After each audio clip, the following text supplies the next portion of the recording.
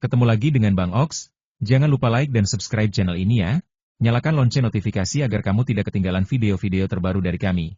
Silahkan menonton. Moyan dan istrinya melakukan beberapa pekerjaan tanpa meminta upah. Dan Sikin juga merawat majikannya yang sakit parah tanpa meminta upah. Diperkirakan jika para leluhur yang bermitra dengan wanita di seluruh benua Shu Utara tahu bahwa Li Chen memberikan pil permajaan kepada seorang manusia, semua persahabatan wanita di benua Shu Utara akan menjadi gila. Para wanita di benua Shu Utara telah berlomba-lomba mendapatkan pil permajaan sampai-sampai mereka rela menukarnya dengan sejumlah benda spiritual kelas 3.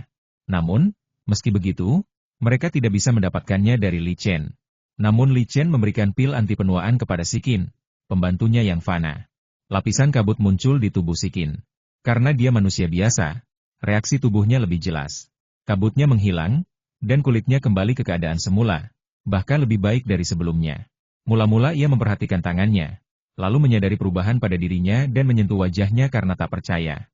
Dari sentuhan tangan, ia mengetahui bahwa kulit wajahnya, seperti kulit tangan, telah menjadi luar biasa lembab, kembali ke keadaan mudanya. Moyan jatuh tergeletak dengan bunyi plop, seolah-olah dia tengah melihat keajaiban.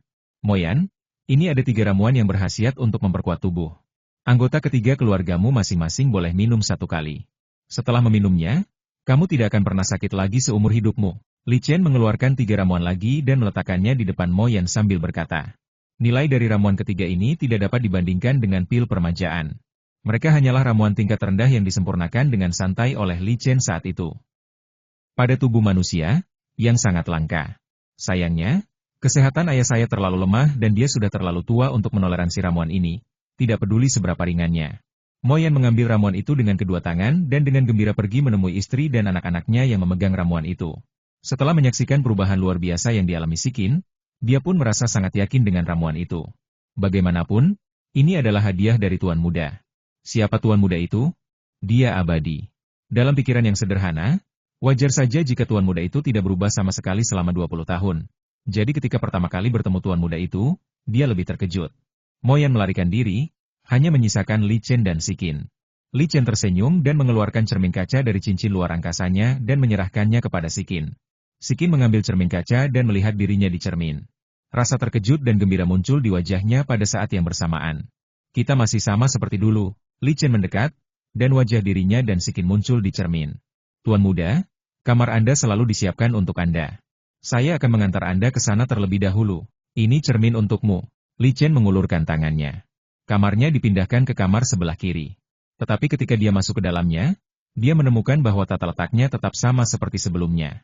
Meskipun rumah Li sudah rusak dan hanya ada beberapa pembantu, tidak ada sedikitpun kekacauan atau debu di sana, yang menunjukkan betapa Sikin peduli di tempat ini. Sikin mengambilkan air untuk Li Chen guna mencuci mukanya, lalu menambahkan teko dan menuangkan secangkir teh untuk Li Chen. Dengan level Li Chen, mantra pembersihan bisa membuatnya bersih. Meskipun tidak ada energi spiritual di dalam teh ini, rasanya hangat. Li Chen duduk di meja dan mengambil sebuah buku yang tertinggal. Sikin mengipasinya seperti yang dilakukannya di masa lalu. Kehangatan halus dan sentuhan manusiawi duniawi membuat Li Chen menikmati waktu langka ini. Dia hanya bisa tinggal di sini selama 1 tahun. Ini adalah hasil dari pengorbanannya untuk menemani ayahnya sampai akhir hayatnya. Dia juga perlu mencari cara untuk memberitahukan sekte tersebut. Jika tidak, sekte tersebut mungkin akan mengirim pendeta untuk mencarinya.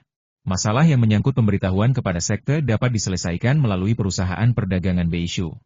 Bab 380 Pengaturan. Li Chen jarang berhenti berlatih, dan bahkan berhenti berlatih gantian Sui Menjue yang telah dipraktikannya sejak ia sampai. Dia tidur di tempat tidur besar yang hangat seperti orang biasa. Di sofa kecil di luar kamar tidur, wajah Sikin telah kembali muda, dan ada senyum tipis di wajahnya bahkan dalam tidurnya. Li Chen tampak telah menjadi tuan muda pada masa itu lagi. Pelajar yang belajar dengan tekun setiap hari dan selalu memiliki pembantu kecil di sisinya. 2 pagi itu, dia tidur hingga terbangun secara alami. Sesuatu yang tak terbayangkan bagi seorang ahli jin dan pada levelnya. Seni pelatihan Ki 5 Irama, dan seni serangan petir 9 surga, yang dia latih telah mencapai tahap puncak inti emas awal dan tidak dapat ditingkatkan tidak peduli seberapa banyak dia berlatih. Dia menutup persepsinya, jadi dia bahkan tidak tahu kapan Sikin bangun. Dia duduk dari tempat tidur, Sikin datang membawa perlengkapan mandi dan dengan lembut membantu bangun. Ketika Sikin mengeluarkan jubah seorang sarjana, Li Chen tidak menolak. Dia juga tidak mengatakan bahwa jubah yang dia kenakan sebelumnya adalah jubah kelas 3, yang sangat berharga sehingga nilai total seluruh kerajaan Xia tidak seberharga jubah kelas 3 itu. Dia berjalan keluar ruangan, menatap sinar matahari yang menyinari tubuhnya, dan tidak bisa menahan senyuman nyaman. Aku berjalan menuju ruang utama dan melihat ayahku Li Wenyuan sedang duduk di sana sambil minum teh. Sepertinya kesehatan ayahku sudah pulih dengan baik. Salam untuk ayah, Li Chen membungkuk dan memberi hormat. Kamu sudah dewasa sekarang, kamu tidak perlu mengunjungiku setiap pagi dan sore. Dia sudah sangat puas bahwa putranya bisa kembali membahasnya. Mengingat kedudukannya, tentu saja dia tahu bahwa banyak keluarga yang memiliki pendeta, dan para pendeta tersebut tidak pernah kembali sejak mereka pergi. Sudah bertahun-tahun aku tidak berbakti padamu. Ayah, tolong beri aku kesempatan untuk menebusnya, kata Li Chen sambil berdiri. Chen, bagaimana perkembangan mempengaruhimu sekarang? Kudengar sekte tempatmu berada telah dibubarkan? Li Wenyuan menatap dan bertanya dengan khawatir. Li Chen mengerutkan kening. Ayahnya seharusnya tidak tahu tentang hal-hal seperti itu. Dunia sekuler tidak dapat mengetahui apa yang terjadi di dunia abadi. Ayahku sebenarnya tahu tentang ini, jadi itu pasti berita yang datang dari kerajaan Xia. Dia memikirkan lagi cedera ayahnya, tetapi dia tidak bertanya. Mudahnya dia menyelidiki hal-hal seperti itu, dan bertanya kepada ayahnya hanya akan membuatnya berpikir terlalu banyak. Ayahnya berada dalam kondisi kesehatan yang buruk, dan dia tidak ingin ayahnya meremehkan hal-hal sepele di tahun terakhirnya. Saya sudah lama pindah sekte. Sekte saya saat ini sangat kuat dan mereka sangat menghargai saya, jawab Li Chen sambil tersenyum. Baguslah, sedikit dan berkata. Jangan khawatir, ayah. Aku akan meninggalkan beberapa trik untuk menjaga warisan keluarga Li tetap lestari. Li Chen tahu apa yang memikirkan ayahnya, dan dia berjanji. Dia sangat jelas tentang masalah.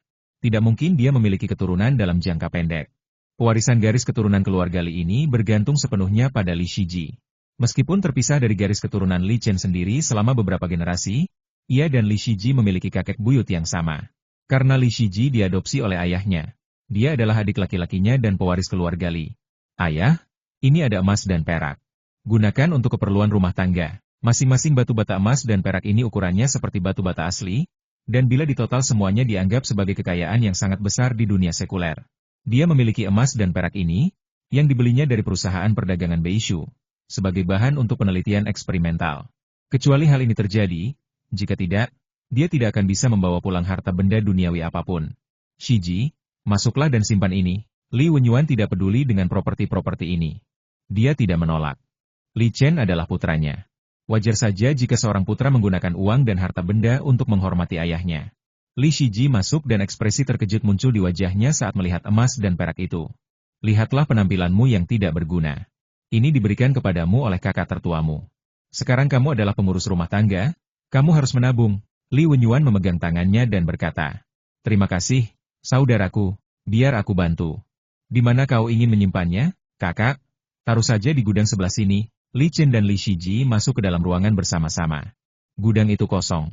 Rupanya semua barang berharga di rumah itu telah dijual.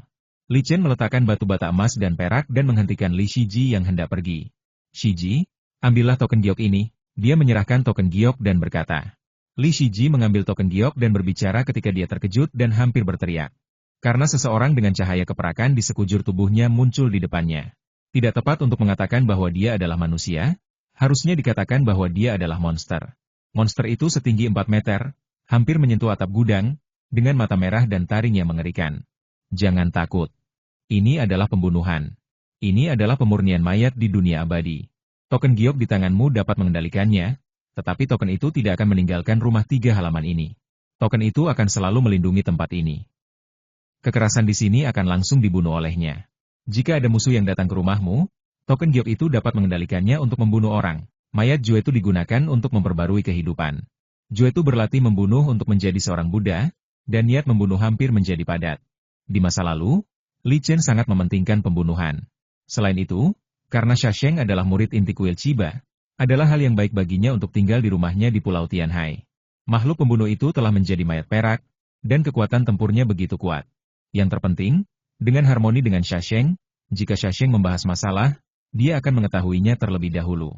Saat itu dia akan tahu bahwa sesuatu telah terjadi di rumah, dan jika membunuh tidak dapat menyelesaikan masalah, dia bisa kembali untuk membalas dendam keluarganya.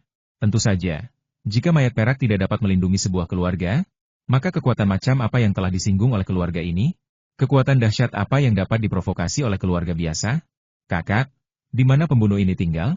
Li Shiji kembali tenang dan bertanya. Dia tahu bahwa kakak laki-lakinya tidak akan menyakitinya. Aku akan membuat ruang bawah tanah, kau tidak perlu khawatir.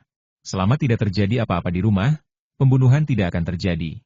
Kau harus mewariskan token giok ini dari generasi ke generasi. Keluarga setidaknya selama 500 tahun. Li Chen berpikir dan menjawab. Dengan tingkat terobosannya di tahap Jindan, bahkan jika dia tidak dapat menembus ke tahap Yuanying, dia akan tetap memiliki umur 500 tahun. Di dunia fana, 500 tahun setara dengan lebih dari 20 generasi manusia.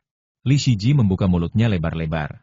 Dia mengerti satu hal, kakak tertuanya bisa hidup setidaknya 500 tahun. Kekagumannya terhadap Li Chen bahkan lebih besar. Ia tumbuh dengan mendengarkan cerita-cerita tentang Li Chen, dan ketika Li Wenyuan mendidiknya, ia sering berbicara tentang Li Chen. Li Chen, pemenang tempat termuda ketiga dalam ujian kerajaan Xia, diterima di sekte abadi dan menjadi abadi. Li Chen tersenyum dan menampar bahu Li Shiji, lalu berjalan keluar ruangan. Solusi untuk pembunuhan sebenarnya sangat sederhana. Ketika dia memanggil roh pembunuh, dia menyembunyikan aura pembunuh. Kalau tidak, jika dia memanggil mayat perak di ibu kota, pembentukan kota kekuasaan pasti sudah membunyikan alarm sejak lama. Dia menggali ruang di bawah tanah dan mendirikan sebuah formasi. Formasi ini memiliki beberapa fungsi.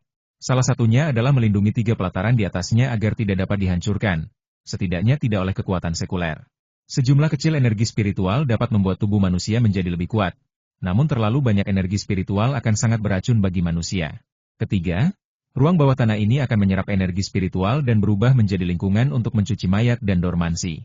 Siapapun, tidak peduli apakah mereka manusia biasa atau beringin, yang memasuki halaman ketiga dengan niat membunuh akan membangkitkan niat membunuh.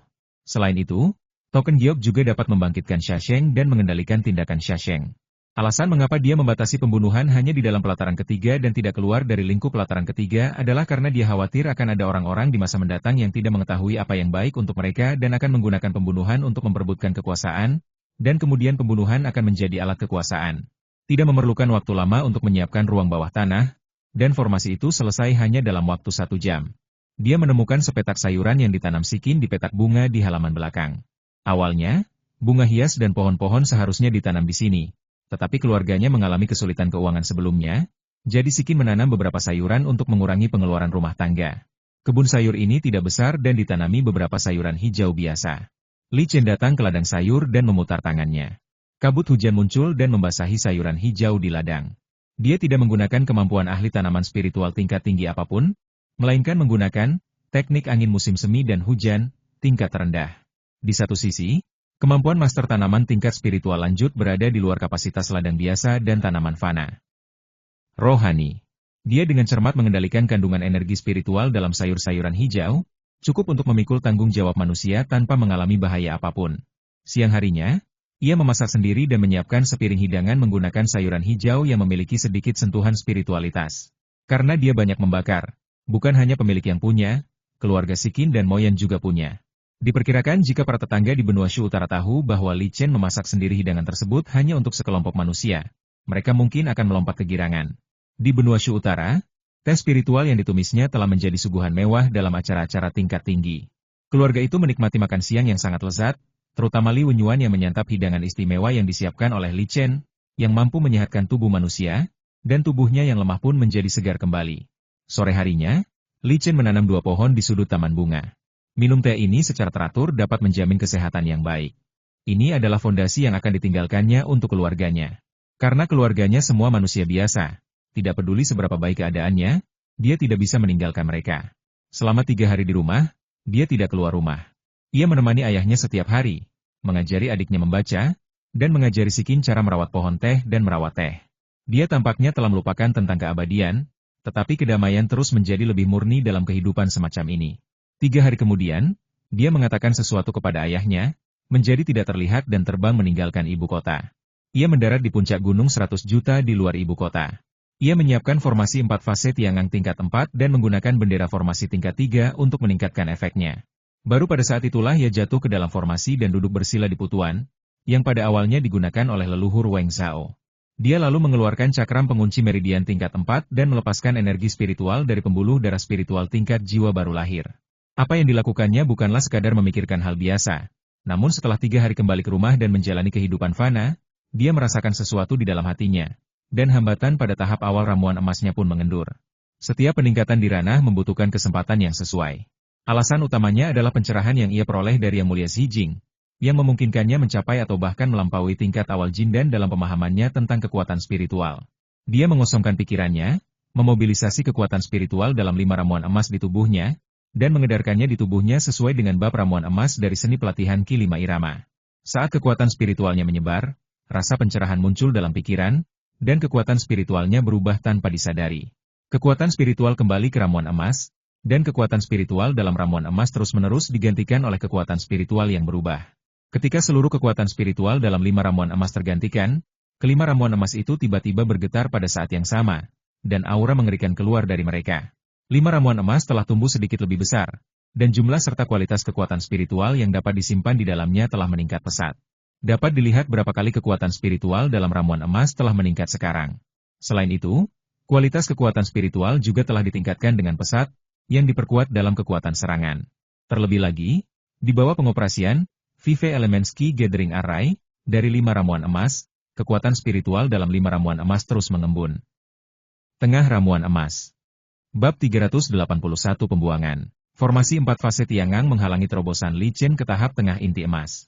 Bahkan jika seorang cerdas Jindan telah mencapai tingkat rendah, bagi manusia, ia setara dengan makhluk abadi di daratan. Dengan lambaian tangannya, dia dapat menentukan kelangsungan hidup sebuah kerajaan fana dan mengubah seluruh negara menjadi tempat kematian. Dunia prospek abadi memiliki aturan operasinya sendiri. Bahkan para pecinta iblis tidak akan membunuh banyak manusia sesuka hatinya. Iblis menjadi target perburuan oleh sekte dan kekuatan besar. Manusia adalah fondasi bagi dunia makhluk abadi, dan dunia makhluk fana yang stabil merupakan kebutuhan bagi semua kekuatan di dunia makhluk abadi. Promosi Li Chen kali ini merupakan proses alamiah, sehingga proses promosinya hanya memerlukan waktu 5 jam untuk diselesaikan. Hari sudah gelap saat aku kembali ke rumah, dan Sikin sudah menyiapkan air mandi. Rumah itu tidak lagi sama seperti 3 hari yang lalu. Moyan, kepala pelayan, telah menjadi pelayan sejati. Sikin kini memiliki 2 pembantu dan 2 pengasuh untuk membantu. Jadi dia tidak perlu lagi melakukan pekerjaan berat. Dengan bantuan Sikin, Li Chen mandi dengan cara biasa. Dia merasakan momen hangat ini, sesuatu yang tidak bisa dia alami di dunia berbahaya di lingkungan abadi. Dalam 20 tahun sejak dia meninggalkan rumah, dia telah mengalami situasi hidup dan mati yang tak terhitung banyaknya. Dan tangannya berlumuran darah. Hanya di rumah dia bisa bersantai seperti ini. Ia tidak lagi memikirkan tentang pengobatan dan praktik, dan hanya menikmati masa damai yang langka ini. Setelah Sikin tertidur dan dia pun tertidur pulas, dia membuka matanya dan mengubah tangannya. Dan Sikin pun tertidur lebih lelap. Dia datang ke ruang bawah tanah, mengeluarkan urat roh tingkat jiwa baru lahir dan mulai berlatih. Dia telah menyerah berlatih sebelumnya karena tidak dapat membuat kemajuan lebih lanjut dalam pemukulnya. Tetapi sekarang dia baru saja menerobos ke tahap tengah inti emas, dia tidak akan menyia-nyiakan waktu sedikit pun. Li Chen sangat jelas tentang satu hal tanpa kekuatan. Dia bahkan tidak bisa menghidupi keluarganya. Setelah menembus tahap inti emas, dia hampir secara eksklusif menyempurnakan ramuan tingkat 3 ini. Setelah berlatih semalam suntuk, pagi-pagi sekali dia kembali ke dan mengucapkan mantra pada Sikin. Mantra itu tidak akan menyakiti Sikin, tetapi akan membantu jiwa. Segera setelah mantranya terangkat, Sikin bangkit dengan energi penuh dan bersiap mempersiapkan Li Chen untuk bangun. Li Chen memperhatikan tindakan Sikin sambil tersenyum. Dan ketika waktunya hampir habis, dia juga bangkit. Setelah bertemu ayahnya dan bertanya kabarnya, dia berjalan keluar halaman dan menuju kota pemerintahan. Dalam beberapa hari terakhir sejak dia kembali, dia telah menjaga kesehatan ayahnya dan menenangkan keluarganya. Di zaman ketika dokter tidak lagi menjadi sasaran hukuman pidana, ayah saya sudah mencapai pangkat tertinggi di pengadilan. Jadi kalaupun diturunkan jabatannya, dia tidak akan terluka, apalagi hartanya disita. Kalau saja ayahku benar-benar melakukan kejahatan berat, dia tidak hanya akan terluka dan harta bendanya dirampas. Dia berjalan perlahan menuju kota kekuasaannya, dan segera dia merasakan aura terbentuknya kota kekuasaannya. Aku ingin tahu siapakah pendeta yang bertugas di sini sekarang? Li Chen terpaku pada dirinya sendiri. Dia teringat pada Gujia, biksu penjaga di tingkat ke-7 pemurnian Qi. Dengan umur hidup Gujia, dia pasti sudah berubah menjadi tulang sekarang. Masa hidup Gujia terbatas saat itu, dan hanya demi generasi mendatang dia menerima misi menjaga dunia fana. Sambil memikirkan masa lalu, Li Chen berjalan ke dalam jangkauan formasi. Dia tidak mencoba menganalisis formasi tersebut. Formasi ini terlalu rendah dan tidak layak untuk dijelaskan. Apalagi jika dia sedikit menampilkan auranya, itu sudah cukup untuk menghancurkan formasi itu secara paksa. Dari mana asalmu? Ini istana kerajaan Xia. Kau tidak boleh masuk tanpa izin. Kultivator ini baru berada di tingkat ke-9 pemurnian Qi, dan seluruh tubuhnya memancarkan aura tua. Dia pasti seorang pecinta yang sudah mendekati akhir hidupnya. Meskipun sepertinya ini tidak berada pada tingkat tinggi, matanya sangat tajam. Kata-kata yang mengancam. Li Chen, Tetua Sekte Shushan, aku datang untuk menemui Kaisar Kerajaan Xia untuk membicarakan masalah yang berhubungan dengan kerabat terdekatku. Li Chen menyatakan asal-usulnya dengan suara yang dalam tanpa ada niat untuk menyembunyikan apapun. Murid Sekte Mingxin Meng Bin memberi salam kepada para senior. Meng Bin adalah murid lama Sekte Mingxin. Ia pindah dari benua Shu Utara. Dia tentu tahu nama Sekte Shushan, salah satu dari 6 sekte utama di benua Shu Utara dan penguasa sebenarnya di benua Shu Utara. Sekte Shen Luo, yang mengusir Sekte Mingxin ke Pulau Tianhai, sama terkenalnya dengan Sekte Shushan. Untuk bisa menjadi sesepuh Sekte Shushan, seseorang tidak hanya harus berada di tahap Jindan. Belum lagi seorang murid pemurnian Qi seperti dia, bahkan para tetua Jindan di sekte tersebut harus menunjukkan rasa hormat yang cukup ketika melihat orang seperti itu. Namun segera, Meng Bin mempertimbangkan hubungan antara nama Li Chen dan kerajaan Xia. Semua yang bertanding dari negeri Xia, apakah mereka bergabung dengan Sekte Mingxin atau 7 sekte sebelumnya, adalah orang-orang yang harus dipahami Meng Bin.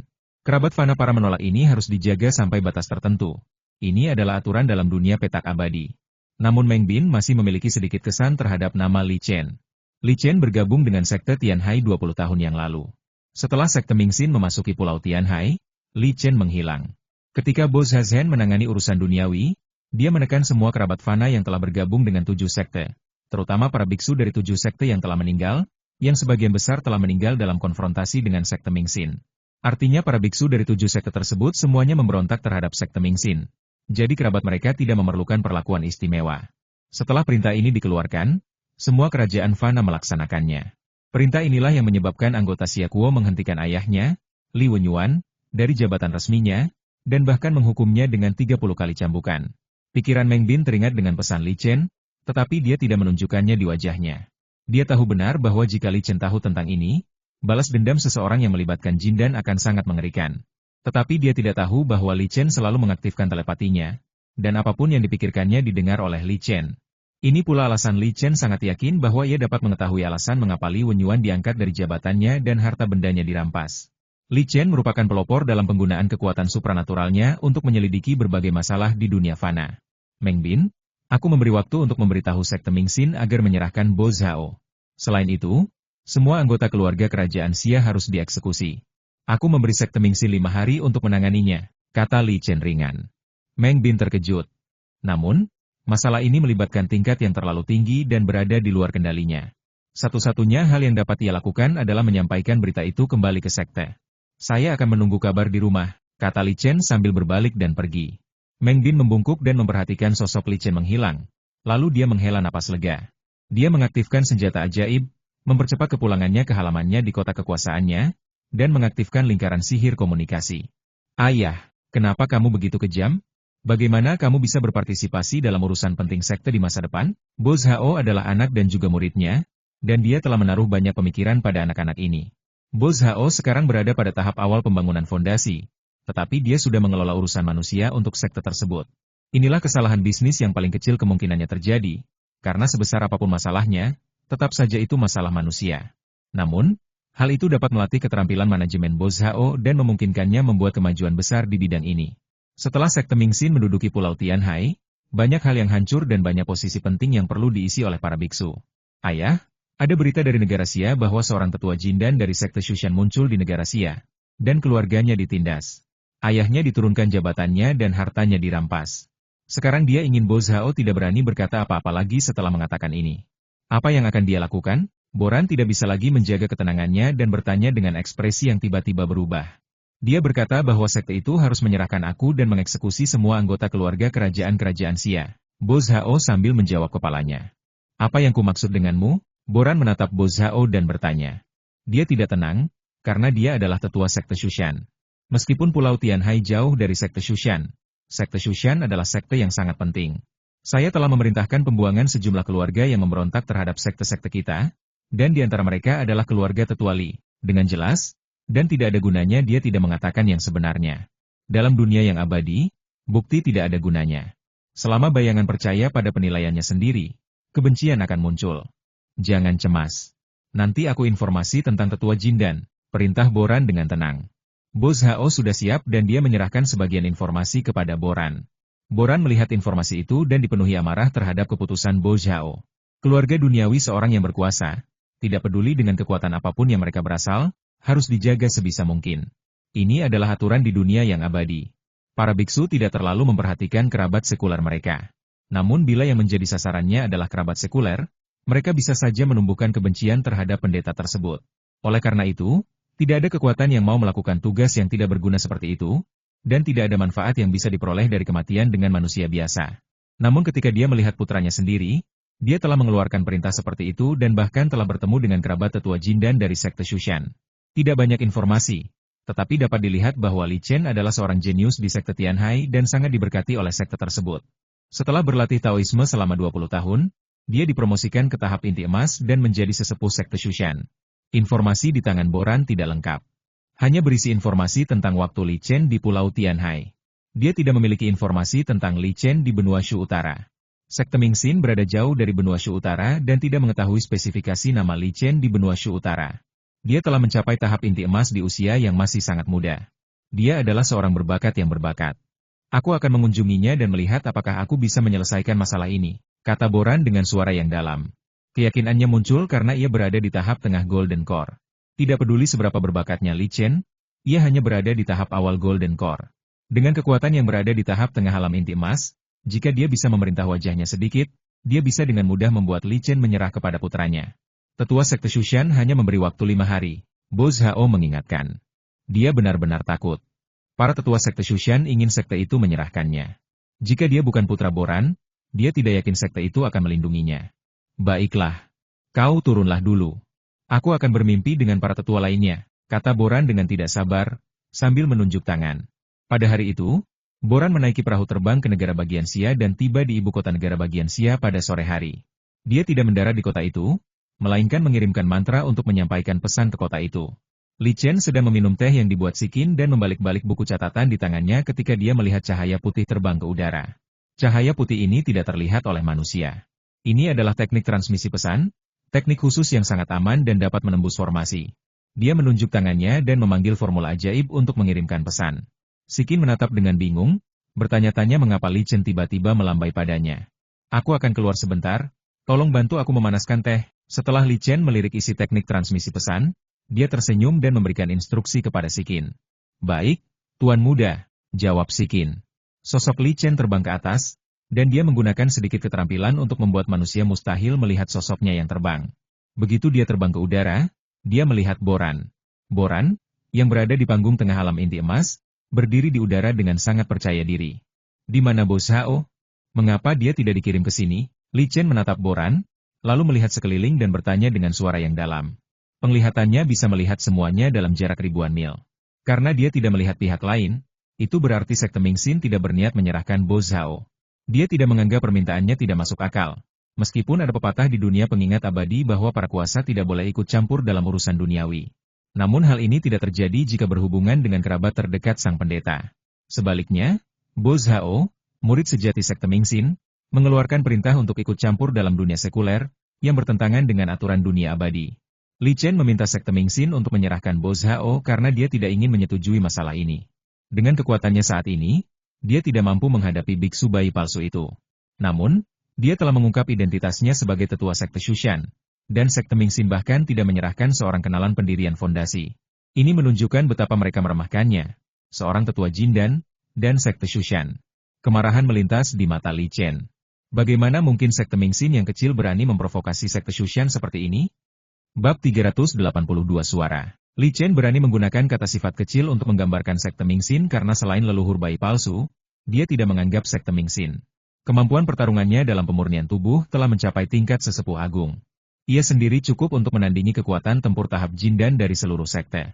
Oleh karena itu, ketika dia menghadapi Boran, sikapnya jelas, yaitu menyerahkan murid sejatinya Bo Zhao yang melanggar aturan, dan dalam masalah ini, semua keluhannya dengan sekte Mingxin akan dihapuskan. Ketika Boran mendengar pertanyaan Li Chen, ekspresi terkejut muncul di wajahnya. Dia merasakan alam Li Chen dan menemukan bahwa Li Chen sebenarnya adalah seorang yang menguasai di tahap tengah inti emas. Dia sekali lagi mengingat informasi yang ditemukan tentang Bo Zhao. Semua informasi tentang Li Chen di dalamnya membuat kulitnya menegang. Dalam 20 tahun, Li Chen benar-benar naik dari level pemula ke tahap tengah Golden Core, dan membutuhkan waktu hampir 300 tahun untuk mencapai levelnya saat ini. Semakin berbakat Li Chen, semakin tinggi statusnya di sekte Shushan, dan akan semakin banyak masalah yang menimpanya. Tetua sekte Mingxin Boran memberi salam kepada rekan Daois Li. Boran memaksakan senyum yang sangat dipaksakan, membungkuk pada Li Chen dan memperkenalkan dirinya.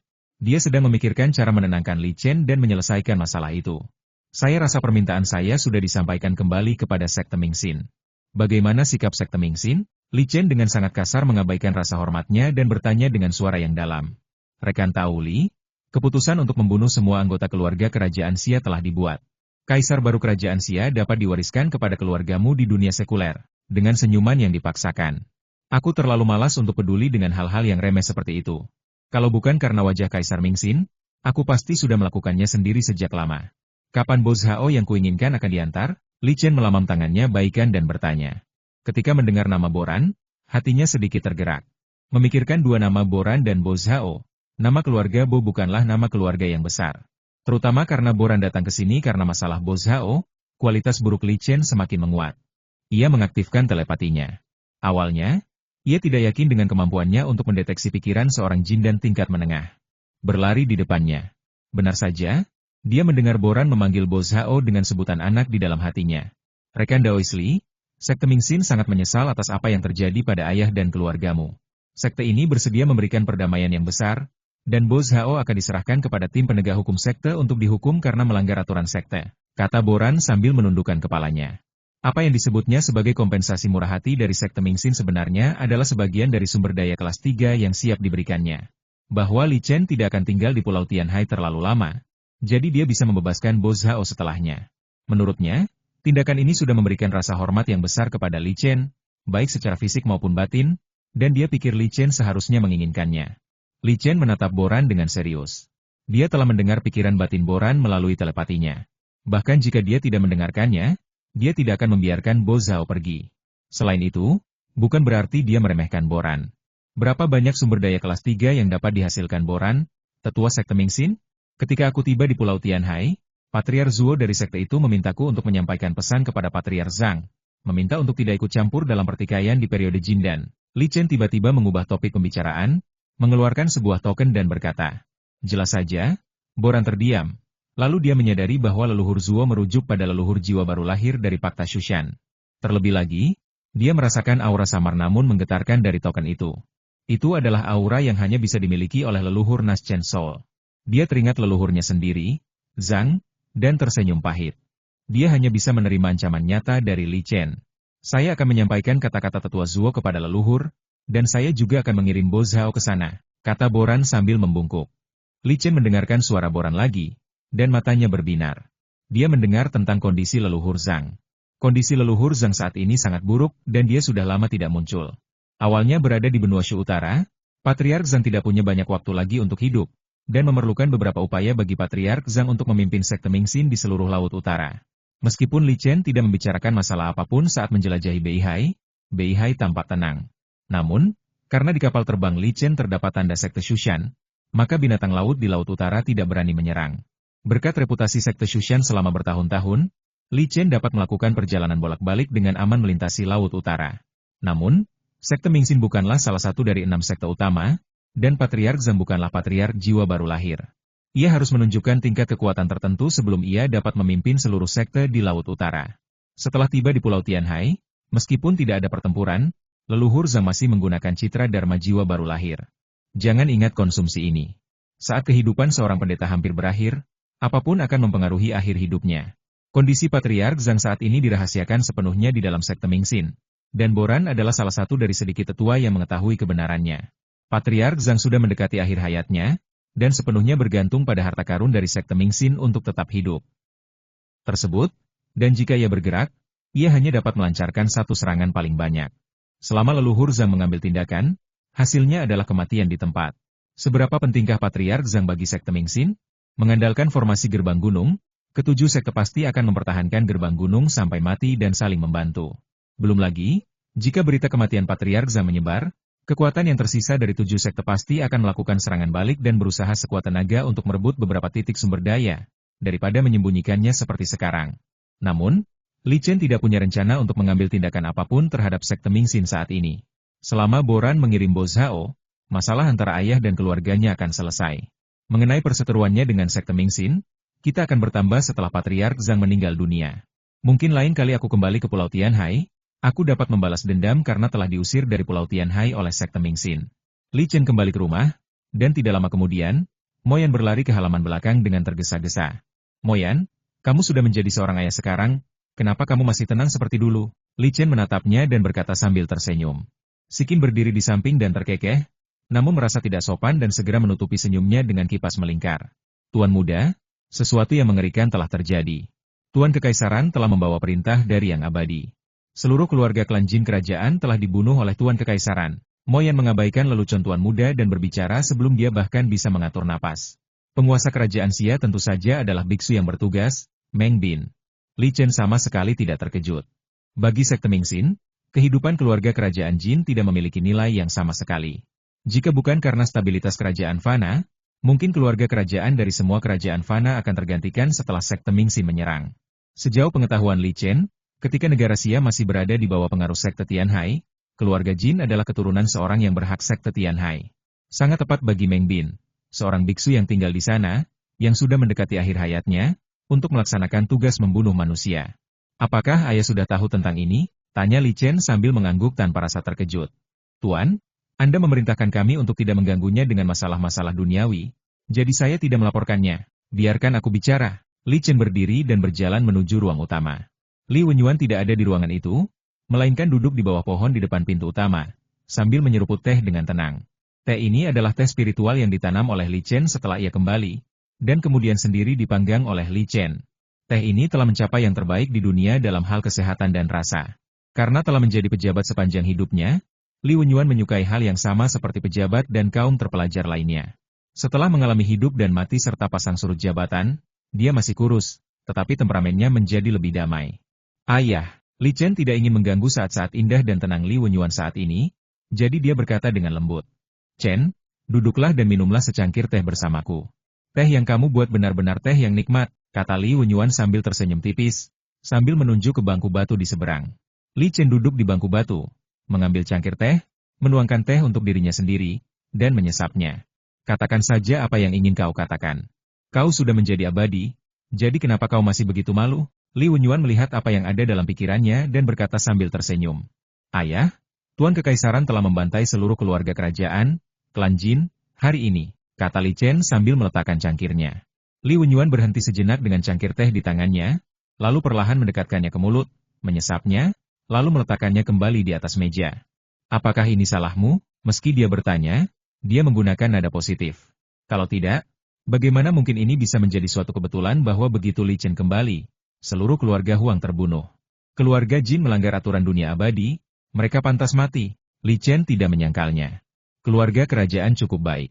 Mereka memerintah kerajaan Xia dengan sangat baik, dan negaranya damai serta rakyatnya aman. Li Wenyuan menggelengkan kepalanya dan berkata dengan sedikit penyesalan. Ayah, bagaimana jika Shiji mengambil alih kerajaan Xia? Li Chen bertanya sambil tersenyum.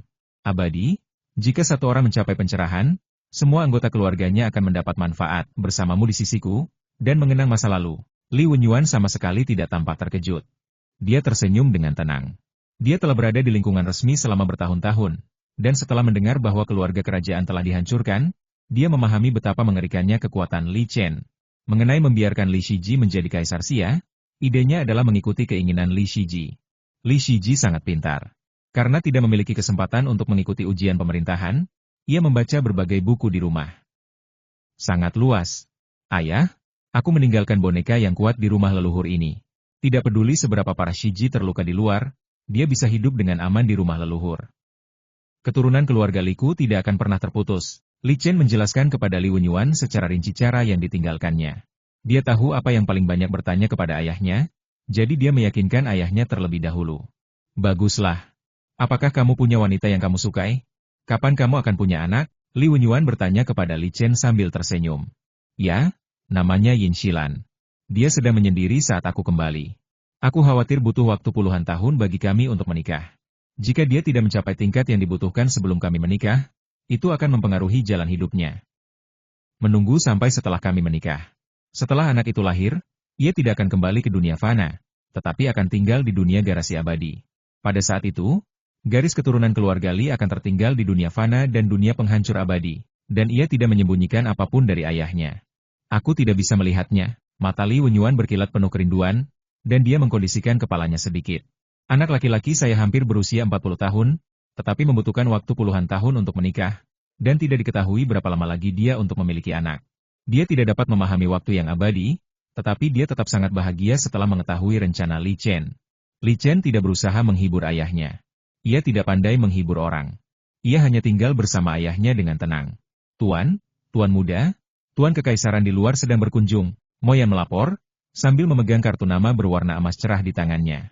Siming, pergilah dan terima mereka. Bicaralah dengan si Jie terlebih dahulu. Aku lelah dan akan kembali ke kamar untuk beristirahat terlebih dahulu. Li Wenyuan berdiri, mengusap pinggangnya dan memutar tangan. Biarkan master kerajaan di aula depan dan tunggu. Aku akan pergi mencari Shiji terlebih dahulu. Li Chen tidak mengambil kartu nama itu dan dengan santai memberi instruksi pada Mo Yan. Mo Yan sebenarnya ingin mengatakan sesuatu, tapi dia tetap patuh. Saat dia mencapai aula depan, dia ragu-ragu. Bagaimana jika dia marah? Sambil memikirkan hal itu, dia berjalan ke ruang depan. Tuan Muda Kekaisaran, Tuan Muda meminta Anda untuk menunggu di aula depan sebentar. Dia akan datang segera setelah menyelesaikan pekerjaannya, kata Mo Yan setelah mempertimbangkan kata-katanya. Tidak apa-apa, aku akan menunggu di sini. Kamu tidak perlu khawatir tentangku. Pergi saja dan lakukan apa yang perlu kamu lakukan. Meng Bin bahkan tidak berani duduk. Dia hanya berdiri di sana dan berkata dengan hormat. Ketika Mo Yan melihat ekspresi wajah tuan kerajaan, dia tidak bisa menahan rasa beraninya. Dia mengira tuan mudanya adalah seorang yang abadi, jadi tuan kekaisaran ini benar-benar bukan apa-apa. Tentu saja, dia tidak berani-berani. Bagaimanapun, dia adalah guru nasional suatu negara. Di mata dia, sang kepala pelayan, dia setinggi langit. Bab 383 pilihan. Li Chen tidak segera pergi menemui Meng Bin, penguasa nasional kerajaan Xia. Kemiskinan yang bahkan belum mencapai fondasi pembangunan. Shiji, bolehkah aku masuk? Dia datang ke pintu Li Shiji dan bertanya. Kakak, cepat masuk. Ini pertama kalinya Li Chen datang ke kamar Li Shiji. Pekerjaan kasar, dan 2 pengasuh. Konfigurasi ini sama dengan miliknya, yang berarti dia sepenuhnya memperlakukan Li Shiji seperti adiknya. Di dunia ini, anak angkat diperlakukan sama dengan anak kandung baik dari segi legalitas maupun kasih sayang. Belum lagi mereka pada hakikatnya masih satu keluarga secara darah. Shiji, ada sesuatu yang ingin aku bicarakan denganmu. Apakah kamu ingin menjadi kaisar Xia? Setelah Li Chen duduk, dia meminta Li Shiji untuk duduk di seberangnya dan bertanya langsung. Li Shiji sangat terkejut hingga dia hampir terjatuh ke tanah. Dia menatap Li Chen dengan ngeri. Jika kata-kata itu keluar, seluruh keluarganya akan berada dalam bahaya. Seluruh keluarga kerajaan-kerajaan Xia sudah meninggal. Jika kau punya ide, aku bisa membantu naik tahta, dan kau tidak perlu khawatir tentang ketidakstabilan tahta. Selama aku masih hidup, tidak ada yang berani merebut tahta kerajaan Xia. Li Chen menjelaskan dengan ringan. Li Shiji terdiam sambil minum teh. Ketika dia mendongak lagi, ada kilatan di matanya. Li Chen tahu bahwa dia telah membuat keputusan. Sayang, aku bersedia mencobanya, kata Li Shiji sambil menggertakkan giginya. Ia tahu bahwa jika ia melewatkan kesempatan ini, ia akan menyesalinya seumur hidupnya. Ketika dia diadopsi oleh keluarga itu, dia masih muda dan berakal sehat. Sejak ia cukup dewasa untuk mengerti, ia telah menerima pendidikan Konfusianisme yang paling ortodoks. Setelah itu, dia banyak membaca buku-buku lain dan memahami banyak kebenaran. Dia juga punya ambisi, tetapi kehidupan sebelumnya telah menekan ambisinya. Sekarang setelah kakak tertuanya memberinya kesempatan, dia ingin memanfaatkannya. Meskipun dia tidak sebaik kakaknya dan bisa menjadi abadi yang menjelajahi dunia, dia juga ingin memiliki keuntungan sendiri. Baiklah, tapi kamu harus ingat bahwa apapun yang terjadi, salah satu keturunanmu harus tetap tinggal di rumah leluhur. Tentu saja, jika kamu menghadapi krisis hidup dan mati, kamu dapat menyelesaikannya selama kamu datang ke rumah leluhur, kata Li Chen sambil tersenyum. Bagi Li Chen, negara-negara di dunia fana tak lebih dari sekadar permainan antar manusia. Usia harapan hidup orang biasa tidak lebih dari 100 tahun, dan hanya sedikit orang yang benar-benar dapat hidup hingga 100 tahun. Saat ini ia dapat hidup selama lebih dari 500 tahun. Bagi manusia, 30 tahun adalah masa keemasan dalam hidup mereka, jadi kehidupan manusia terlalu singkat. Dia menyiapkan rencana cadangan untuk Li Shiji. Mengenai apa yang akan terjadi pada Li Shiji pada akhirnya, dia tidak ingin terlalu terlibat. Li Shiji akan lebih beruntung daripada kaisar di sebagian besar negara di dunia, karena ia memiliki seorang jindan di belakangnya.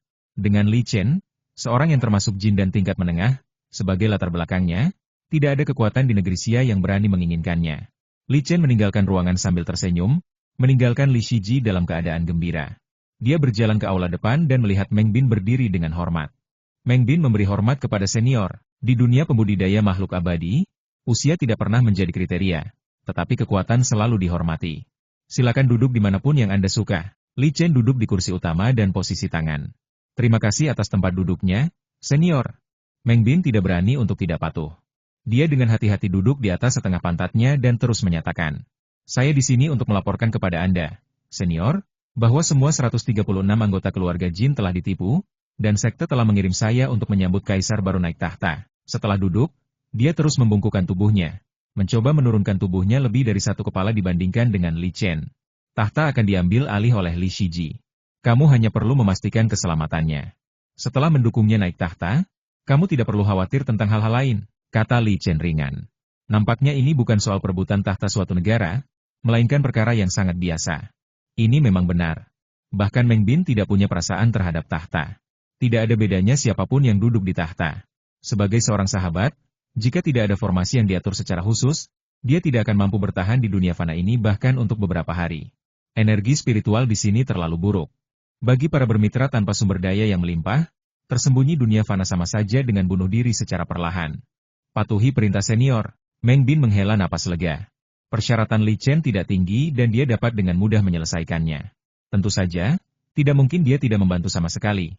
Tetapi persyaratan Li Chen rendah, jadi lebih mudah untuk beroperasi. Moyan, bawa guru nasional untuk menemukan si Jie. Li Chen memerintahkan dengan suara berat keluar. Tuan muda wilayah, silakan masuk. Moyan melangkah masuk dan memberi isyarat untuk mengundang. Sekitar setengah jam kemudian, Li Shiji berganti jubah naga, pergi ke rumah utama untuk menemui Li Wenyuan, lalu menemui Li Chen, lalu duduk di kereta naga yang membawa Meng Bin. Kehidupan gemilang Li Shiji telah dimulai. Li Chen menyaksikan semua ini sambil tersenyum. Baginya, ini hanyalah sepotong kue. Dia berbalik dan datang ke ruang utama, di mana Li Wenyuan duduk di tempat duduknya semula dan minum teh.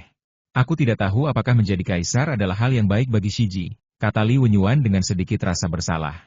Saya bertanya kepadanya, dia sangat ingin bertanya, tetapi akan kembali lagi jika gagal. Li Chen menjawab dengan mudah. Li Wenyuan menyarankan dan itu masuk akal. Dengan Li Chen sebagai kakak laki-lakinya, apa pentingnya jika dia gagal? Meskipun dia tidak tahu seberapa kuat dan seberapa tinggi status Li Chen di dunia malware abadi, ketika dia melihat rasa hormat yang ditunjukkan Meng Bin, guru nasional, dari lubuk hatinya, dia tahu bahwa Li Chen melakukannya dengan sangat baik. Dia pernah bertemu Meng Bin sebelumnya. Meng Bin adalah guru negara dan seorang yang abadi. Aku belum pernah melihat Meng Bin memperlakukan manusia seperti ini, bahkan terhadap kaisar sebelumnya. Chen, jangan bahas Shiji lagi. Ayo main catur dan lihat apakah levelmu sudah turun. Li Wenyuan membahas topik pembicaraan dan berkata sambil tersenyum. Pelayan di sebelah mereka datang dan menyiapkan papan catur. Li Wenyuan memegang bidah putih dan Li Chen memegang bidah hitam. Dulu juga sama. Li Chen diajari Go oleh Li Wenyuan. Dan saat mereka punya waktu luang, ayah dan anak itu sering bermain bersama. Li Chen sangat berhati-hati dalam gerakannya.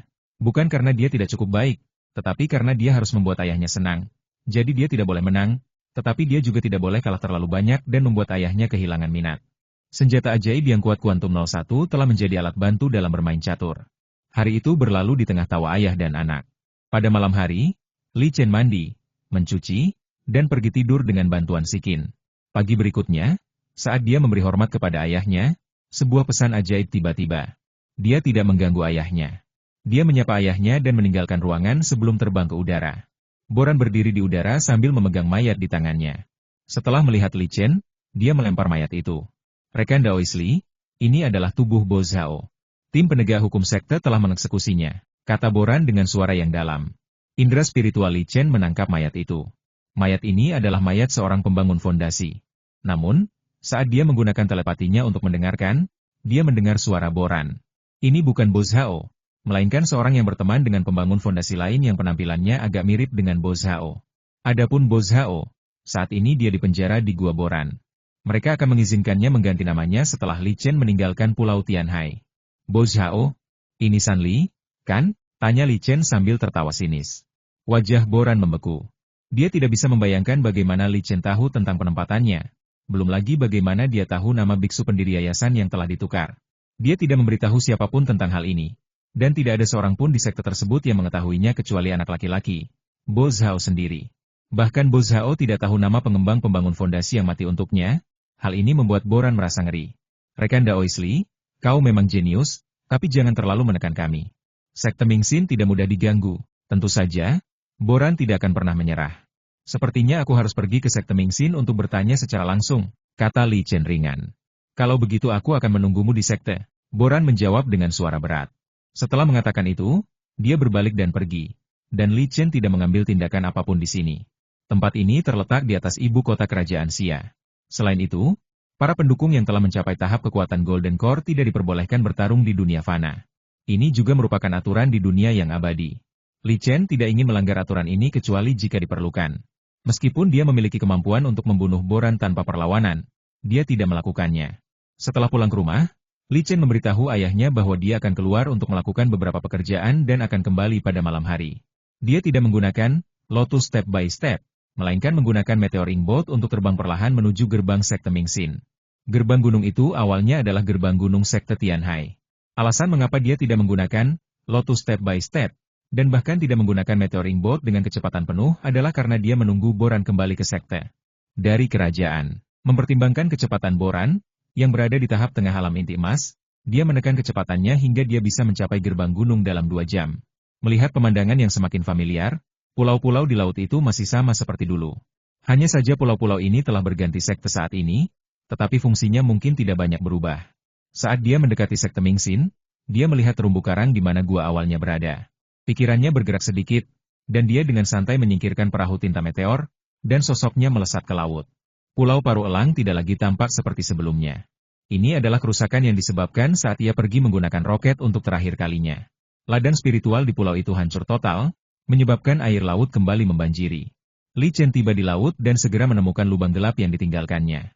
Ia melewati lubang gelap itu dan tiba di ruang bawah tanah. Ini adalah bagian bawah tanah dari gua aslinya. Aliran spiritual juga terhalang di sini, sehingga mustahil untuk menyalurkan energi spiritual ke atas. Mata air itu tidak banyak berubah. Ikan-ikan kecil di mata air itu tidak tahu apa yang terjadi di luar sana dan masih berenang dengan bebas. Dia menggunakan indera keilahiannya untuk menangkap 2 ikan kecil dan membuat sup ikan spiritual untuk dirinya sendiri. Ikan spiritual yang sebelumnya sangat menolongnya, kini hanya tinggal kenangan. Dia tersenyum dan mengeluarkan senjata spiritual tingkat atas yang diperolehnya entah kapan dan menempatkannya di sebelah mata air spiritual. Siapapun yang menemukan tempat ini, ia memiliki hubungan dengan tempat tersebut. Tanpa tinggal lama di sana, dia keluar dari gua bawah tanah dan terbang keluar dari laut menuju gerbang Sekte Mingxin. Dia menampilkan auranya, dan tindakan ini membuat formasi pelindung Sekte Mingxin bersinar terang. Karena Sekte Mingxin baru menempati tempat ini selama lebih dari 10 tahun, mereka selalu waspada terhadap serangan para biksu dan bereaksi sangat cepat. Li Chen berdiri 10 mil jauhnya dari gerbang gunung. Sebenarnya, tempat ini juga berada dalam jangkauan serangan formasi tersebut.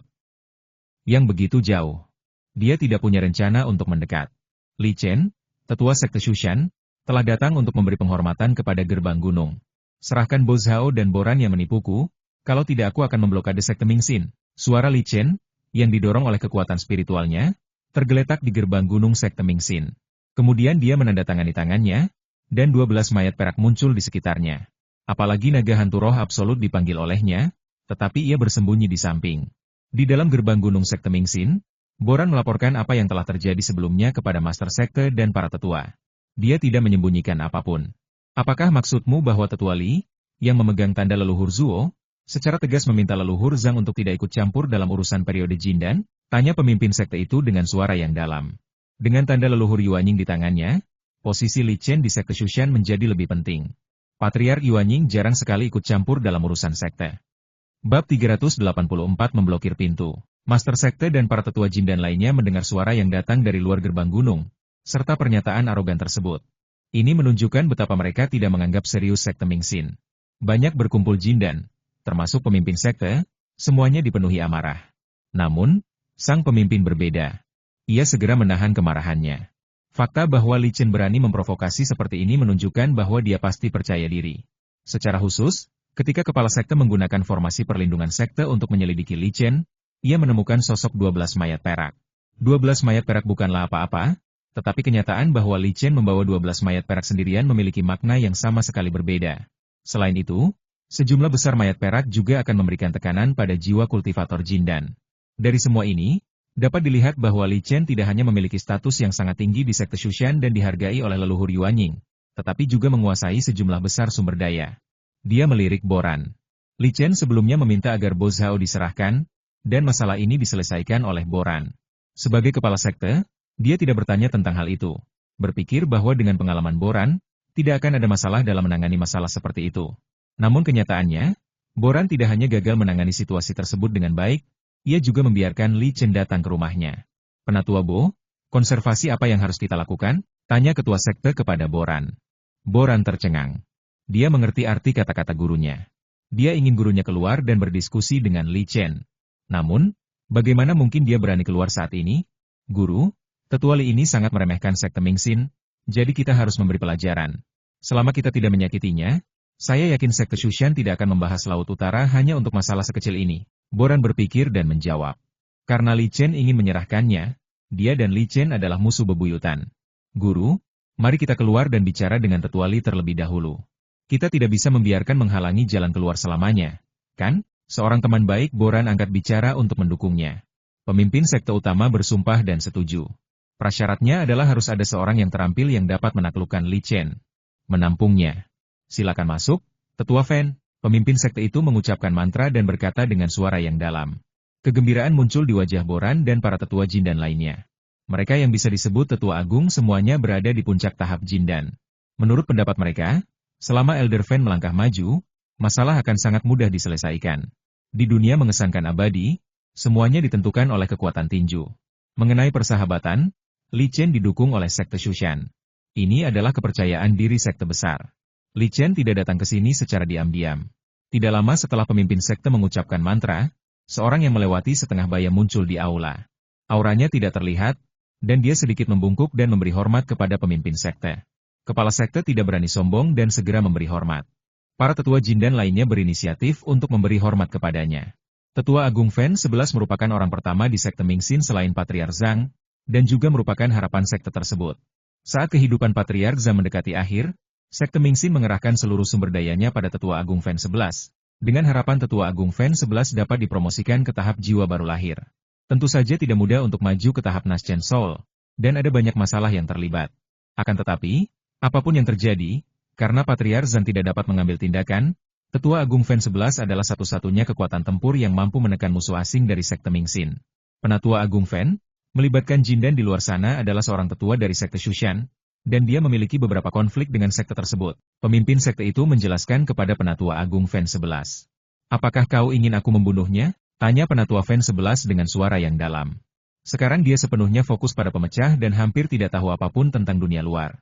Guanya terlindung dari semua suara kecuali mantra komunikasi tertentu. Jadi dia tidak tahu tentang Li Chen, tetapi dengan kekuatannya, dia tidak serius menganggap Jindan manapun.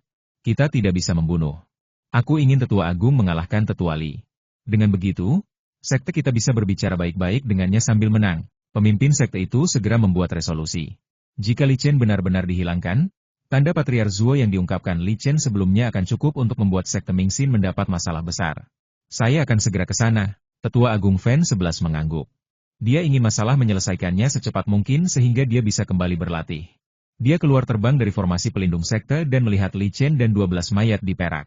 Itu hebat, di mata seorang mengotak-atik ortodoks seperti dia, daripada membudidayakan 12 mayat perak, lebih baik mentransmisikan semua sumber daya ke dalam satu mayat perak, sehingga dia bisa memiliki mayat perak terkuat. Orang miskin seperti dia tidak dapat memahami psikologi Li Chen. Tingkat pertumbuhan 12 mayat perak adalah tingkat pertumbuhan tercepat tanpa mempertimbangkan sumber daya. Li Chen merasakan kekuatan Tetua Agung Fen 11 dan sedikit tercengang. Ia tidak menyangka bahwa sekte Mingxin benar-benar memiliki tetua yang hebat. Sekte apapun yang telah diwariskan selama bertahun-tahun tidak dapat diremehkan, dan hanya ada sedikit tetua agung bahkan di sekte-sekte utama. Dengan sumber daya yang dimiliki sekte Mingxin, kemungkinan munculnya seorang tetua agung sangatlah rendah, tetapi dia telah dikultivasikan. Bagaimana sekte Mingxin akan menanggapinya? Apakah mereka akan menyerahkan Boran dan Bo Zhao, atau memilih bergabung denganku? Li Chen bertanya dengan keras. Beraninya kau meremehkan sekte Mingxin? Aku akan menunjukkan sedikit warnamu terlebih dahulu. Li Chen juga tidak menghindar. Auranya tiba-tiba berubah, dan darah serta energi yang mengerikan langsung mengalir ke langit. Awan di atas kepalanya disebarkan oleh hantaman darah dan energinya. Di belakangnya muncul bayangan besar, yang merupakan wujud asli Fajra yang sedang marah. Sebuah pedang tingkat 3 muncul di tangan, dan dia menggenggam pedang itu ke arah pedang terbang. Pemurnian tubuh tingkat Tetua Agung. Setelah merasakan perubahan aura Li Chen, Tetua Agung Fen 11 segera mengubah arah pedang terbangnya. Ajaib. Senjata ajaib untuk ramuan emas dipegang dengan tangan, dan pedang terbangnya dikendalikan dari jarak jauh. Senjata ajaib yang dipegang dengan tangan memiliki banyak kelemahan. Misalnya, memegang senjata ajaib membuatnya tidak mungkin untuk melancarkan serangan jarak jauh, menimbulkannya terlalu buruk, DLL. 100%. Jika kedua senjata ajaib itu benar-benar saling terhubung, yang akan merugikan kerugian pastilah pedang terbang milik Tetua Fan 11. Tepat pada saat Tetua Agung Fan 11 menarik kembali pedang terbangnya, tubuh Li Chen berubah menjadi pedang ringan dan bergerak mendekati Tetua Agung Fan 11. Bagaimana mungkin Tetua Agung Fan 11 mengizinkan Tetua Agung yang telah berlatih pemurnian tubuh dan ramuan emas untuk mendekatinya? Dia merasa sangat tidak berdaya. Di antara ramuan emas tingkat tua-tua, ramuan emas pemurnian tubuh adalah yang paling menakutkan. Sama seperti sekarang, Tetua Agung Fan 11 merasa bahwa Li Chen seperti landak. Seperti menggelitik Li Chen, yang sedang berlatih pemurnian tubuh di tingkat Tetua Agung. Mantra yang bisa digunakan dalam pertempuran tidak terlalu kuat, dan mantra seperti itu tidak dapat menghancurkan pertahanan Li Chen sama sekali. Dalam hal ini, Tetua Agung Fan 11 sangat berpengalaman. Ia pernah bertemu dengan seorang jenius dan pemurni tubuh beberapa tahun yang lalu. Berdaya. Pertempuran itu terjadi di luar formasi pelindung sekte Mingxin, dan banyak biksu menyaksikan pertempuran itu. Di aula itu, pemimpin sekte dan tetua Jindan juga menyaksikan pertarungan antara Li Chen dan Tetua Agung Fan 11. Pertarungan ini sudah di luar dugaan mereka sejak awal. Mereka mengira bahwa Tetua Agung Fan 11 akan mengalahkan Li Chen, tetapi melihat pertarungan saat ini, Li Chen justru mengejar Tetua Agung Fan 11. Setelah mengetahui kekuatan sejati Li Chen, Boran berkeringat dingin. Dia benar-benar melakukan sesuatu yang bodoh di depan seorang Tetua Agung. Jika dia tahu bahwa Li Chen memiliki kekuatan seperti itu, bukankah dia hanya seorang putra? Seperti itu, dia berpikir lagi, jika Li Chen mengambil tindakan di langit di atas ibu kota Xia saat itu, dia tidak akan bisa melarikan diri. Pada saat ini, dia melihat yang diberikan oleh Master Sekte dan Tetua Jindan lainnya kepadanya, menyampaikan itu membuatnya sedikit takut. Permintaan Li Chen adalah menyerahkan Boran dan Bo Zhao. Biarkan Tetua Fan kembali. Pertarungan ini tidak bisa dilanjutkan, seorang Tetua Jindan mengingatkan kepala sekolah. Selama seluruh pertempuran, ia hanya memiliki sedikit kesempatan untuk melakukan serangan balik karena serangan balik apapun akan mempengaruhi kecepatannya. Setelah mengetahui bahwa Li Chen memiliki kekuatan fisik seorang Tetua Agung, Kepala Sekte menyadari bahwa mereka tidak memiliki cara apapun untuk menghadapi Li Chen sama sekali. Karena Patriark Zhang tidak dapat mengambil tindakan, Tetua Agung adalah makhluk yang paling kuat. Hanya ada satu Tetua Agung di Sekte Mingxin. Jika Tetua Agung Fan 11 tidak dapat mengalahkan Li Chen, Sekte Mingxin tidak akan memiliki cara untuk menghadapi Li Chen. Berbicara tentang pengepungan, itu hanya lelucon. Dalam hal kemampuan bertahan hidup, Badi Refining Golden Elixir adalah yang terbaik. Apa yang terjadi? Tiba-tiba Tetua Jindan yang baru saja memberi peringatan. Dalam pertempuran di langit, Li Chen sedikit kesal dengan kecepatannya sendiri. Tanpa menggunakan langkah teratai, dia tidak dapat mengejar Tetua Agung Fan 11. Bagaimanapun juga, Tetua Agung Fan 11 juga merupakan Tetua Agung. Li Chen menggunakan metode pertarungan teknik pemurnian tubuh ramuan emas, dan dia tidak dapat mengalahkan musuh kecuali dia mendekatinya. Meskipun ke-12 mayat perak itu pandai bertahan, mereka sama sekali tidak dapat menghentikan serangan Tetua Agung itu. Namun, ia memiliki lebih dari 12 mayat perak. Senjata ajaib penyelamat hidupnya Quantum 01 membantu situasi medan perang dan memberikan beberapa rencana pertempuran. Rute pergerakan Tetua Agung Fan 11 di udara tanpa disadari dikendalikan oleh Li Chen. Saat Tetua Agung Fan 11 terbang ke suatu arah, ruang di sekelilingnya tiba-tiba berfluktuasi sedikit, dan sebuah mulut besar menggigit betisnya. Baik senjata sihir pertahanannya maupun kekuatan spiritual pelindungnya tidak dapat menghalangi gigitannya. Tahukah kamu, selama pertempuran, dia selalu mengarahkan pikiran spiritualnya keluar, dan dia yakin tidak ada objek apapun di sekitar tubuhnya. Gigitan ini disebabkan oleh naga wujud Huan Roh Absolut. Setelah naga wujud Huan Roh Absolut dipromosikan menjadi iblis besar, ia tidak dapat melakukan apapun terhadap Tetua Agung Fan 11 dalam pertempuran tatap muka. Namun, sebagai ras binatang spiritual kuno, Jueling Huan Xin Jiao telah berevolusi menjadi Jiao, dan ciri terkuatnya adalah gigitan dan racunnya. Tetua Fan 11 dipaksa oleh Li Chen ke sisi naga hantu roh absolut, tinggal menunggu naga hantu roh absolut membuka mulutnya dan menggigitnya. Roh mutlak Huan Xin Jiao tidak serakah dan segera mundur setelah menggigitnya. Itu beracun. Tetua Agung Fan 11 tidak peduli lagi pada roh mutlak Huan Ying Jiao. Bahkan setelah ratusan tahun, dia belum pernah menemukan racun yang begitu mengerikan. Ia segera meminum pil penawar racun. Namun pil yang katanya bisa menyembuhkan segala racun itu, sama sekali tidak berpengaruh terhadap racun dalam tubuhnya. Namun, ia segera tidak perlu khawatir tentang racun itu karena ia sedang mengejar Li Chen.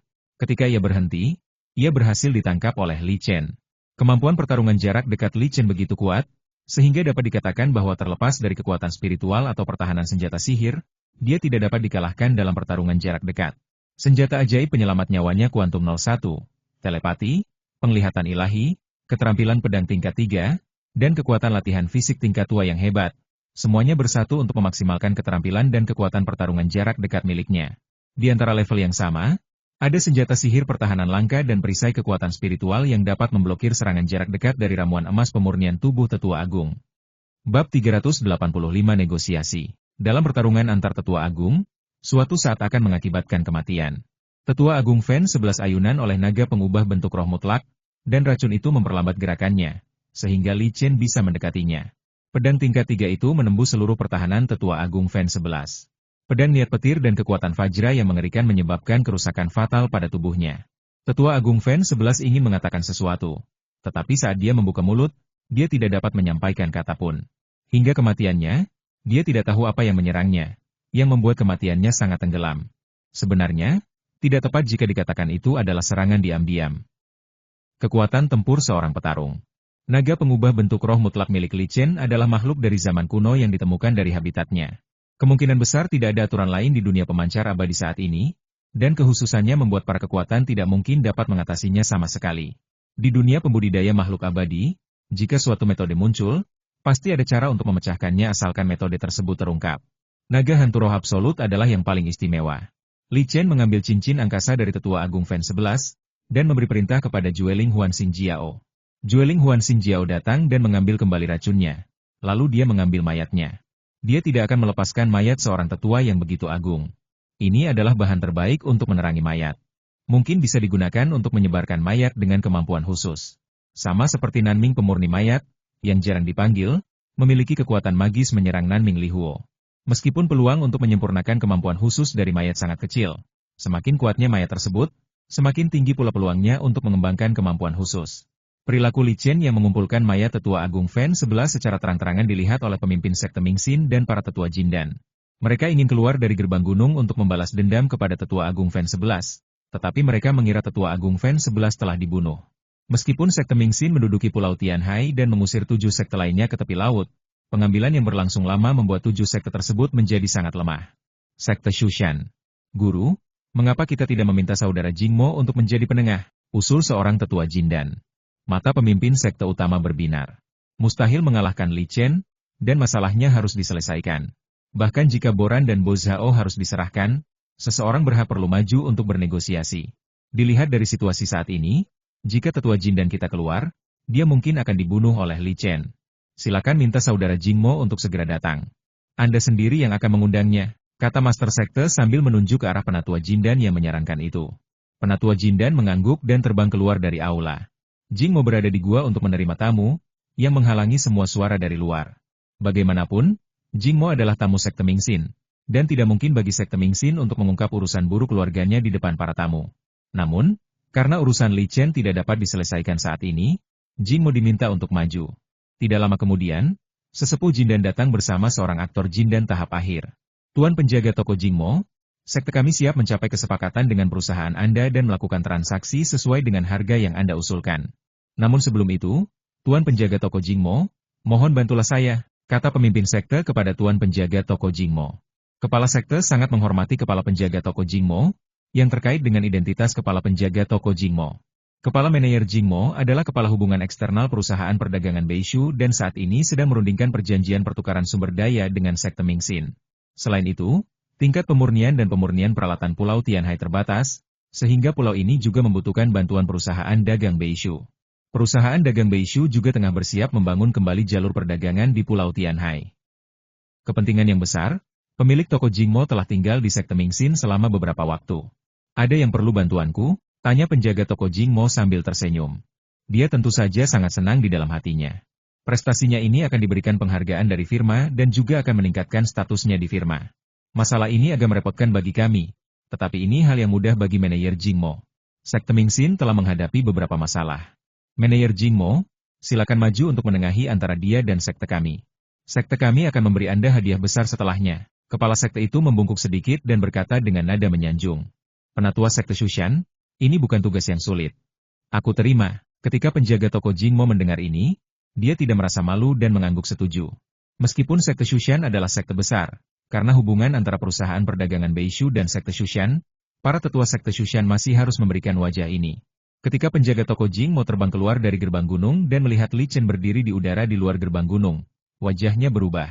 Potret Li Chen telah lama tersebar di seluruh perusahaan perdagangan Shu Utara. Meskipun Jing Mo, kepala manajer hubungan eksternal, mengenali Li Chen pada pandangan pertama. Manajer hubungan eksternal perusahaan dagang Beishu, Jing Mo, sampaikan salam kepada tamu kita, Tuan Li. Manajer Jing Mo melangkah maju dengan hormat dan memberi hormat. Apakah perusahaan dagang Beishu berbicara atas nama sekte Mingxin? Li Chen bertanya kepada kepala manajer Jing Mo dengan tenang. Meskipun dia adalah tamu perusahaan perdagangan Beishu, jika perusahaan perdagangan Beishu membantu orang luar dalam masalah ini, maka dia tidak perlu tinggal di perusahaan perdagangan Beishu lagi. Dia adalah pejabat tamu, suatu posisi di mana seseorang dapat keluar kapan saja dan memiliki kebebasan yang tinggi. Tuan Li, Anda salah paham. Saya tidak tahu masalah ini mengenai Tuan Li. Saya berdiri di pihak Anda. Penjaga toko Jing mau menahannya berulang kali dan segera memilih posisi. Apakah Anda bercanda? Orang macam apa Tuan Li? Meskipun dia adalah kepala penjaga toko di akhir periode Jindan, statusnya di perusahaan perdagangan Beishu jauh lebih rendah daripada Li Chen. Ayahku di dunia fana terluka parah karena perintah murid sejati sekte Mingxin, dan dia hanya punya waktu 1 tahun lagi untuk hidup. Aku ingin mereka menyerahkan murid sejati itu, tetapi mereka malah menipuku dengan kepalsuan. Permintaanku tidak tinggi. Selama mereka menyerahkan Boran yang menipuku dan murid sejati Bo Zhao, aku akan mundur. Setelah mendengar apa yang dikatakan penjaga toko Jingmo, Li Chen mengubah ekspresi dan menyatakan kenyamanan. Mingxin Zong benar-benar berani melakukan ini. Yakinlah, Tuan Li, perusahaan dagang Beishu akan mendukung Anda sepenuhnya. Kedua leluhur saya telah mengatakan bahwa selama Anda meninggi, mereka akan membantu Anda, bahkan jika Li Chen tidak benar, belum lagi Li Chen benar. Apa yang dikatakan oleh pemilik toko Jingmo itu benar. Perusahaan dagang Beishu sangat menyukai Li Chen. Salah satu leluhur mereka, Ling, berkontribusi budi kepada Li Chen. Ling telah menukarkan pil anti wajah dari Li Chen. Kedua leluhur tersebut terpesona dengan kemampuan Li Chen dalam bidang spesifikasi dan yakin bahwa Li Chen dapat tumbuh hingga tingkat membuat spesifikasi untuk mereka. Tuan Li, Anda telah dipromosikan ke tahap tengah inti emas. Penjaga toko Jingmo tiba-tiba menemukan alam Li Chen, dan dia berteriak tak percaya. Tidak dapat disalahkan karena sikapnya kasar. Setiap pertemuan Jin dan akhir di benua Shu Utara mungkin akan sama gembiranya seperti Li Chen ketika mereka tahu bahwa dia telah dipromosikan ke tahap Jin dan tengah. Li Chen dipromosikan ke tahap tengah inti emas, yang berarti Li Chen memiliki kemampuan untuk melengkapi ramuan tingkat 3 untuk menguasai inti emas tahap akhir. Dengan catatan Li Chen yang tidak pernah gagal, ramuan tingkat 3 yang diraciknya untuk mendiang menguasai Jin dan pastilah ramuan lengkap dan berkualitas tinggi tingkat 3.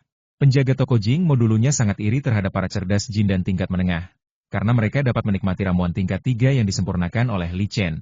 Awalnya ia mengira akan memakan waktu setidaknya beberapa dekade sebelum giliran seorang penguasa Jin dan akhir yang dapat menikmati ramuan tingkat 3 yang disempurnakan oleh Li Chen.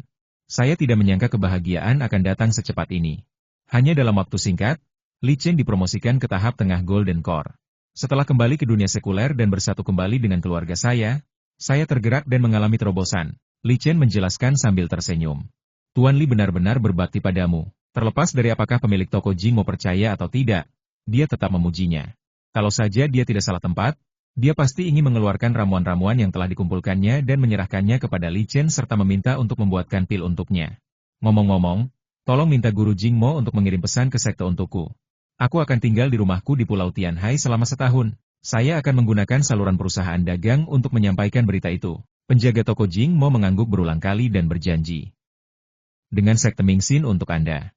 Jika mereka tidak tahu apa yang baik untuk mereka, perusahaan dagang Beishu akan menghancurkan sekte Mingxin untuk Anda. Menghancurkan sekte seperti sekte Mingxin bukanlah tugas yang sulit bagi perusahaan perdagangan Beishu, yang memiliki leluhur Nas Chen Sol.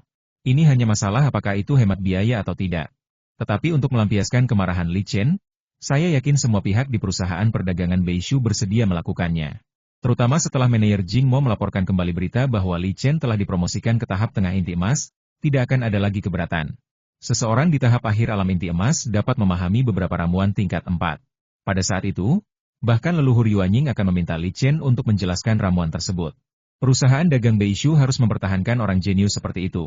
Belum lagi masalah sepele seperti menghancurkan sekte Mingxin. Mereka bahkan bersedia melancarkan perang untuk Li Chen. Kepala penjaga toko Jingmo berputar dan terbang gerbang gunung sekte Mingxin.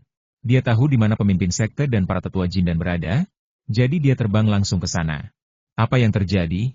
Mungkinkah saudara Jingmo mengenal Li Chen? Dilihat dari raut wajah pemilik toko Jingmo, dia tampak sangat hormat kepada Li Chen. Dia sangat mengenal identitas kepala penjaga toko Jingmo. Bagaimana mereka bisa begitu menghormati Li Chen, tetua sekte Shushan? Beberapa peringatan buruk muncul di hati pemimpin sekte. Kemudian dia melihat pemilik toko Jingmo terbang kembali, dan mengira bahwa pemilik toko Jingmo telah mencapai kesepakatan dengan Li Chen, jadi dia segera melepaskan formasi untuk memberi kesempatan kepada pemilik toko Jingmo masuk dengan lancar. Tuan Bos Jingmo, permintaan apa yang diajukan Tetua Li? Pemimpin sekte bertanya kepada Tuan Bos Jingmo yang memasuki aula. Semuanya, atas nama perusahaan dagang Beishu dan Tuan Li, saya secara resmi mengajukan protes kepada sekte Mingxin. Tuan Li adalah tamu sekte kami, dan kalian seharusnya bersyukur berada di Pulau Tianhai. Benua Beishu, penjaga toko Jingmo mengabaikan pertanyaan kepala suku dan berkata dengan suara yang dalam. Perkataannya membuat semua biksu di aula merasa bingung. Baru saja dia keluar untuk berunding dengan Li Chen atas nama sekte Mingxin, tetapi dalam waktu singkat, dia telah menjadi wakil Li Chen. Kecepatan perubahan ini begitu besar sehingga para biksu sekte Mingxin tidak tahan untuk sementara waktu. Tuan Li? Tuan macam apa Tetua Li ini? Guru Li adalah ahli mendefinisikan nomor satu di benua Beishu. Para pejabat Jindan yang ingin berdiskusi dengannya untuk membuat ramuan harus menunggu beberapa tahun untuk mendapatkan giliran. Perusahaan dagang Beishu milikku hanya bisa memperlakukan Guru Li dengan hati-hati. Sekte Mingxin benar-benar kuat. Mereka berani berjanji dengan Guru Li, kata penjaga toko Jingmo dengan dingin. Semua orang yang hadir terkejut. Para sahabat Jindan tahu betapa pentingnya hal itu. Peningkatan budidaya mereka bergantung sepenuhnya pada ramuan tingkat 3. Seorang ahli menggambarkan tingkat atas adalah seseorang yang ingin didekati oleh setiap orang yang berteman dengan Jindan. Belum lagi, orang yang disebutkan oleh pemilik toko Jingmo adalah master yang menentukan nomor satu di benua Shu Utara. Kalau orang lain yang mengatakan hal ini, mereka tetap akan meragukannya, tapi pemilik toko Jingmo mengatakan hal ini atas nama perusahaan dagang Beishu. Jadi ini mewakili pendapat perusahaan dagang Beishu. Kekuatan spiritual di tangan kepala sekolah bergerak sedikit, dan dia menanamkan mata pada beberapa tetua Jindan di sekitarnya. Para tetua Jindan ini mengerti, dan mendengar teriakan pemimpin mereka menyerang Boran pada saat yang sama. Boran juga kaget dan menyesal, dan sekali lagi dia menyesali pilihannya yang salah. Putranya Bo Zhao memang penting, tetapi dibandingkan dengan keberadaan seseorang baik dia maupun sekte Mingxin tidak mampu mengganggu. Dia hanya bisa meninggalkan anak ini. Tepat saat dia menanamkan, dia merasakan kekuatan spiritual, dan saat dia hendak menghindar, sudah terlambat. Dia terkena pukulan keras di banyak tempat, dan pada saat yang sama, sang master memblokir ramuan emasnya, membuatnya tidak bisa bergerak. Kalian dia ingin berbicara, tetapi pemimpinnya menghalangi kemampuannya untuk berbicara. Bahkan kedua sahabatnya berpura-pura tidak melihat apapun saat ini. Semua orang tahu bahwa jika mereka ingin menenangkan Li Chen, mereka harus menyerahkan Boran dan anak Bo Zhao. Sekte itu telah kehilangan tetua agung Fen 11 demi Boran. Sekte itu telah menderita kerugian besar dan tidak mampu kehilangan lebih banyak lagi. Pada titik ini, masalahnya bukan lagi Li Chen, tetapi juga perusahaan dagang Beishu. Masalah dengan Li Chen saja tidak cukup untuk diatasi. Kehancuran klan. Lebih baik menyerahkan Boran. Bab 386 akhir. Tuan Bos Jingmo, saya tahu permintaan Tuan Li. Atas nama sekte, saya mempercayakan semuanya kepada Anda dan menyerahkannya kepada Tuan Li. Saya harap kesalahan sekte Mingxin dapat diperbaiki, kata Tuan sekte Mingxin dengan perasaan sedih di hatinya tetapi ekspresi rasa hormat yang tidak biasa di wajahnya. Kepala manajer Jingmo telah menonton dari tepi lapangan. Dia sama sekali tidak terkejut dengan cara sekte Mingxin menangani situasi secara internal. Demi keberlangsungan sekte, tak ada gunanya sekte Mingxin menyumbangkan sesepuh Jindan. Sekte Mingxin seharusnya tidak berpikir untuk membalas dendam pada Guru Li. Melanjutkannya bukanlah sesuatu yang dapat ditanggung oleh sekte Mingxin. Penjaga toko Jingmo tidak lupa memberikan peringatan di akhir. Dia khawatir Mingxin Zong akan memaafkannya sebagai perantara yang menangani urusan Li Chen. Sebenarnya, kekhawatirannya tidak perlu. Bagi seorang pecinta Jindan tingkat tua seperti Li Chen, hal yang paling tidak ia takuti adalah serangan tiba-tiba. Apakah Li Chen melakukan pertahanan atau tidak? Tubuhnya adalah senjata sihir pertahanan yang paling kuat, dan tidak dapat dipatahkan oleh kekuatan Jindan biasa. Atas nama sekte Mingxin, saya jamin bahwa kita tidak akan pernah berkonflik dengan Guru Li lagi, kata kepala sekte Mingxin sambil tersenyum pahit. Penjaga toko Jingmo mengangguk dan sekarang mereka tinggal menunggu Bo Zhao dibawa ke sini. Bo Zhao bersembunyi di Gua Boran, yang sangat aman. Gua tetua Jindan juga terletak di formasi sekte Mingxin. Selama formasi itu tidak rusak, gua itu akan baik-baik saja. Tentu saja, ini juga memiliki prasyarat, yaitu ini hanya akan terjadi jika sekte Mingxin sendiri tidak mengambil tindakan. Ketika Sekte Mingxin memutuskan untuk menyerahkan Boran, mereka tentu tidak akan memberikan sanksi sopan terhadap Gua Boran. Beberapa ahli formasi dan tetua Jindan bekerja sama satu sama lain dan menggunakan formasi pelindung sekte untuk melawan formasi gua secara paksa. Seorang tetua Jindan masuk ke dalam gua dan menangkap Bo Zhao, yang tidak tahu apa yang sedang terjadi dan tampak bingung. Ada juga seorang tetua Jindan yang tinggal di sana untuk mencatat semua yang ada di dalam gua. Semua yang ada di sini akan diambil alih oleh sekte. Bo Zhao ingin berteriak dan memohon kepada ayahnya Boran untuk menyelamatkannya.